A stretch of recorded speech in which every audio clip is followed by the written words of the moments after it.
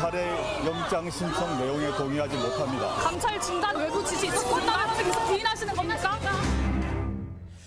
예, 권영철의 Y뉴스 권영철 대기자 어서 오십시오. 안녕하십니까. 조국 전 법무부 장관에 대한 구속영장이 밤사이에 기각됐습니다. 네. 우선 기각을 예상하셨나요?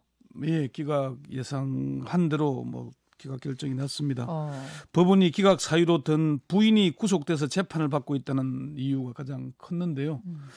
이미 정경심 교수가 구속돼서 재판을 받고 있는 상황에서 조 전 장관마저 구속한다는 건 좀 가혹하다 이런 평가들이 많았거든요. 법원은 또 피의자의 주거가 일정하고 증거를 인멸할 염려가 있는 때에 해당하지 않는다 이렇게 기각 사유를 설명했습니다. 피해자의 주거가 일정하고 증거를 인멸할 염려가 없다. 그리고 부인 정경심 교수가 구속돼서 이미 재판받고 있는데 네. 이건 가혹한 처사다. 이런 것들. 네. 그런데 혐의가 소명됐다. 이런 말을 같이 붙였습니까? 영장 전담 판사의 고민이 묻어나는 대목입니다. 서울지법 권덕진 영장 전담부장 판사는 조 전 장관에 대한 영장 심사를 한 뒤에 오늘 새벽 1시쯤 이 사건의 범죄 혐의는 소명됐다. 그리고 피의자가 직권을 남용하여 유죄수에 대한 감찰을 중단한 결과 우리 사회의 근간인 법치주의를 후퇴시켰을 뿐만 아니라 국가 기능의 공정한 행사를 저해한 사정이 있다라고 명시를 했습니다. 이게 죄질이 나쁘다 언론들이 이렇게 평가하는 대목인 겁니다. 지금 정확하게 이제 명시된 부분하고 네. 이제 기자들이 거기에다가 그걸 해석한 거하고 좀 구분했으면 좋겠는데 네. 범죄 혐의가 소명됐고 네. 죄질이 좋지 않다라는 건 명시된 부분입니까? 해석입니까? 방금 설명한 대로 그 부분 피의자의 직권을 남용하여 유죄수에 대한 감찰을 중단한 결과 예. 우리 사회의 근간인 법치주의를 후퇴시켰을 뿐만 아니라 국가 기능의 공정한 행사를 저해한 사정이 있다. 요거를 인정한 거니까 요거를 너무 기니까 죄질이 나쁘다 이렇게 얘기를 한 겁니다. 그렇게 표현이 혐의가 중하다 이렇게 볼 수도 있는 거고요. 그래요. 그러면은 분명히 구속영장은 기각이 됐는데 네. 그런데 거기다가 앞에 그런 전제를 또 붙였어요. 네. 그럼 이걸 전체적으로 평가를 하면 어떻게 평가할 수 있습니까? 장군 멍군식 결정이다. 저는 그렇게 평가를 합니다. 장군 멍군? 예, 구속영장은 기각하면서 혐의가 입증되지 않았다고 하질 않았거든요. 검찰과 피의자인 조국 전 장관 양쪽 다 불만이겠지만 또 그렇다고 나쁘지도 않은 그런 결과인 겁니다. 양쪽 다 나쁘지도 또 양쪽 다 좋지도 않은. 불만도 있지만은 이쪽도 저쪽도 확 힘을 실어주는 건 아니다 이렇게 평가하세요. 그렇죠, 그렇습니다. 약간 근데, 좀 그만큼 좀 줄타기를 했다라고 봐야 되나 그런 줄타기를 좀 한 느낌이다. 예. 근데 조 전 장관 측에서는 일단 구속은 피했으니까 이게 유리한 입장으로 보이는데 그렇지는 않습니까? 그게 이제 우리가 구속은 곧 유죄요, 기각은 곧 무죄다 이런 공식처럼 사람들이 여기고 있거든요. 좀 그런 인식이 있죠. 그렇지만은 실제로 구속됐다가도 무죄가 되는 경우가 있고 영장이 기각돼서 불구속 기소했는데 법정 구속되는 경우가 종종 있거든요. 그 공식은 사실 옳은 건 아닌데 일단은 구속영장이 발부되면 저 사람 무겁구나, 제가 좀 무겁구나 이렇게 받아들이는 경향이 있어요. 이런 느낌. 그런 점에서는 어제 오늘 새벽에 영장이 기각되니까 이제 지지자들이 이겼다, 당연한 기결이다 이런 반응들을 보이는 거는 바로 그런 공식에 따른 것이거든요.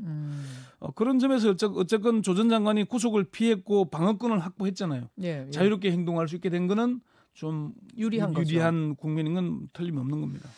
정무적 판단이었다. 감찰을 그쯤에서 중단시킨 것은 네. 정무적 판단이었다라고 조 전 장관이 입장을 밝히지 않았습니까? 그렇습니다. 그 정무적 판단이라는 것을 어떻게 볼 것인가가 중요한 핵심 포인트였어요. 이 주장이 받아들여진 걸로 보세요. 정무적 판단이라는 주장이 받아들여졌다면은 범죄 혐의가 소명됐다고 하지는 않았을 겁니다. 정당한 업무였다라고 봤다면은 범죄 혐의가 소명됐다는 표현을 안 썼을 거거든요. 영장 전담 판사가 피의자가 직권을 남용하여라고 얘기도 표현도 했고요. 또 법치주의를 후퇴시켰을 뿐만 아니라 국가 기능의 공정한 행사를 저해한 사정이 있다고까지 했잖아요. 그거는 정무적 판단이 아니라 잘못된 판단이었다고 인정을 하는 걸로 보이거든요. 물론 그게 이제 본안 재판에서 가봐야 되는 거지만은 영장 전담 판사는 그렇게 판단을 한 겁니다. 법조계에서는 정무적 판단이었다는 주장 자체가 잘못된 대응 아닌가 이런 평가들을 합니다. 민정수석의 업무는 법과 절차에 따르는 것이지 정무적 판단, 재량 판단이잖아요. 예. 그러니까 재량권 안에 있는 것이다라는 것을 강조하기 위해서 정무적 판단이라는 말을 조 전 장관은 쓴 거 아니겠습니까? 그렇죠. 그렇죠. 예. 근데 그것을 재량권 안으로 볼 것인가? 아니면 직권 남용으로 볼 것인가 요 갈림길이었는데. 뭐 그게 범죄 혐의가 소명됐다는 것은 직권을 남용했다라고 본 거니까 정무적 판단을 받아들이지는 않았다는 것이죠. 그 판사는 예, 그렇습니다. 이게 사실 뭐 국정농단으로 구속됐던 우병우 전 민정수석도 정무적 판단이라고 주장을 했고 김기춘 전 비서실장도 블랙리스트 이런 게 뭐 정무적 판단이라고 주장을 했잖아요. 그때 그런 말 했죠. 이런 얘기를 했지만은 뭐 심지어 전두환 씨도 무슨 뭐 그 수천억을 받아놓고는 통치 자금이라 고 주장하기도 했잖아요. 이런 게 다 정무적 판단을 얘기하는 건데 정무적 판단이라는 게 법과 절차를 벗어난 판단인데 뭐 이제 재량권 자기 안에 있다. 그렇게 주장하는데 강조하는 거. 그건 아니었다는 걸로 보이는 거죠.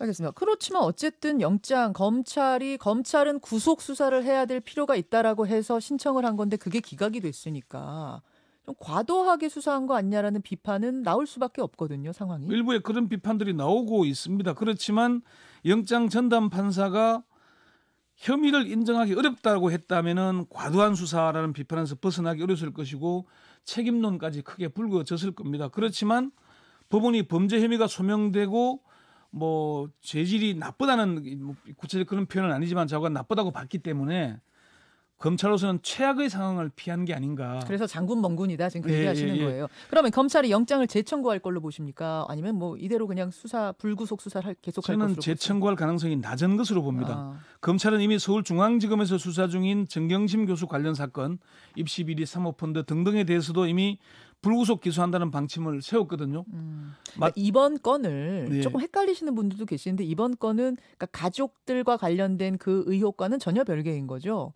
그거는 서울중앙지검에서 입시 부정 사모펀드 뭐 웅동학원 관련돼서 예, 따로 예. 하고 있는 것이고요. 이번은 지금은 동부지검에서 유재수 관련 감찰 무마 의혹에 대해서만 별도로 하는 겁니다. 그것만 언니. 예, 그렇습니다. 네. 예. 그래서 이게 이제 이 사건도 이제 연말이 다가오고 하니까 이걸로 불구속 기소하는 걸로 서울중앙지검 것도 불구속 기소, 동부지검도 불구속 기소하는 걸로 마무리할 걸로 저는 그렇게 봅니다. 아 그래요. 그러니까 뭐 수사는 계속 된다는 소리네요. 불구속 됐지만. 그렇습니다. 일단은 요게 이걸로 끝이 아니고 일단은 백운우 전 민정비서관, 박형철 전 반부패 비서관의 기소 여부를 결정하기 위한 보강 수사가 있을 걸로 보입니다.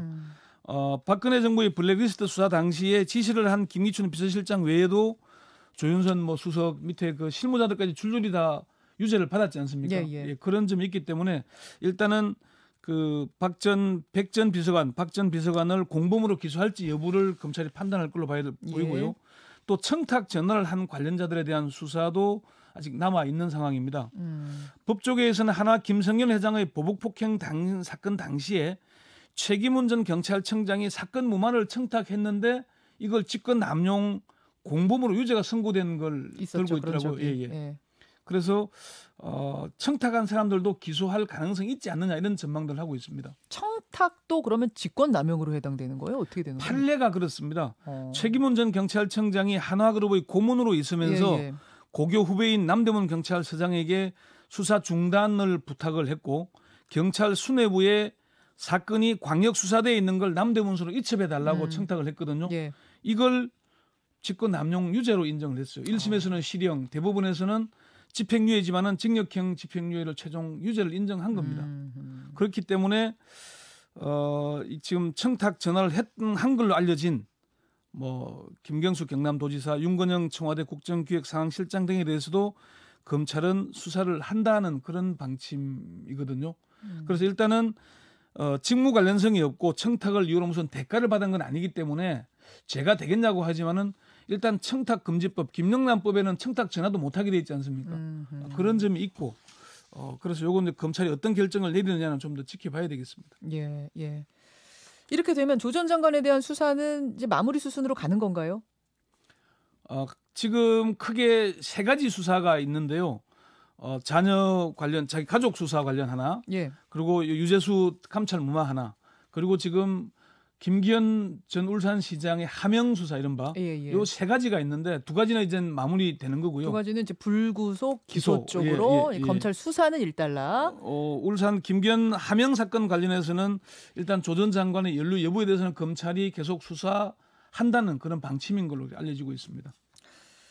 이제 계속 나오는 비판이 네. 조국 전 장관에 대해서 지나치게 수사하는 거 아니야? 그러니까 뭔가가 나올 때까지 계속 터는 것 아니냐, 속된 말로 이런 비판이 나오잖아요. 실제 누가 봐도 좀 그 점을 부인하기는 어려운 상황 아니겠습니까? 뭐 먼지 털듯이 하고 있고, 물론 수사라는 게 뭐 이렇게 가혹하지 않은 게 어디 있겠습니까만은 조국 전 장관에 대해서는 지나치리만큼 좀 검찰이 좀 수사를 과하게 하는 거 아니냐, 그런 비판은 수사 초기부터 제기가 되어 왔습니다. 예. 그렇긴 하지만은 일단 조 전 장관도 사실은 그 부분에 대해서 상당히 그 감정을 밝힌 게 있거든요. 어제 법정에 나가면서 했던 얘기 잠시 들어보시죠. 그렇죠. 첫 강제 수사 후에 120일째입니다. 그동안 가족 전체를 대상으로 하는 검찰의 끝이 없는 전방위적 수사를 견디고 견뎠습니다. 혹독한 시간이었습니다. 저는 검찰의 영장 신청 혹독한 내용에 시간이었다. 동의하지 이런 혹독한 시간이었다. 아직도 뭐 계속되고 있는 것이고, 사실 이게 정권 하반기로 가면서 역대 정권마다 권력 핵심부와 관련된 수사가 있어 왔습니다. 예. 김영삼 정부에서는 아들 김현철 씨, 김대중 그렇죠. 정부에서는 새 아들, 예. 뭐 심지어 이명박 정부에서도 이른바 그 이상득, 최시중, 네, 영일대군, 방통대군, 그리고 박근혜 정부에서는 결국 그게 탄핵으로 이어지지 않았습니까? 예. 그런 수사가 있어 왔는데, 우리가 이 점을 좀 저는 되돌아봤으면 합니다. 촛불 시민혁명 당시에 검찰 개혁이 첫 번째로 떠오른 이유가 뭐였습니까? 권력 내부를 수사하지 않는다는 것 아니었습니까?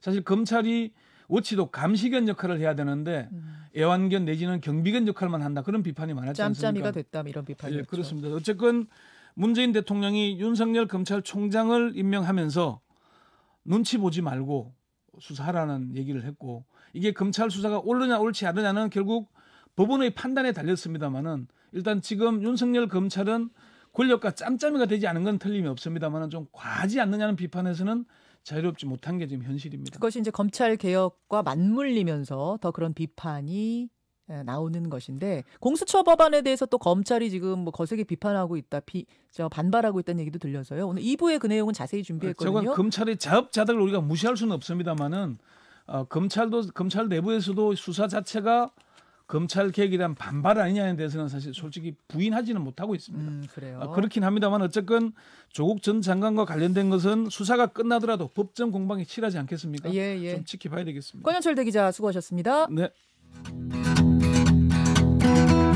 김현정의 뉴스쇼는 청취자 여러분의 참여로 이루어집니다. 트위터, 페이스북, 레인보우 게시판, 그리고 단문 50원, 장문 100원의 유료 문자 샵 1212, 우물정 1212 통해 참여하실 수 있습니다. 김현정의 뉴스쇼, 여러분과 함께 만듭니다.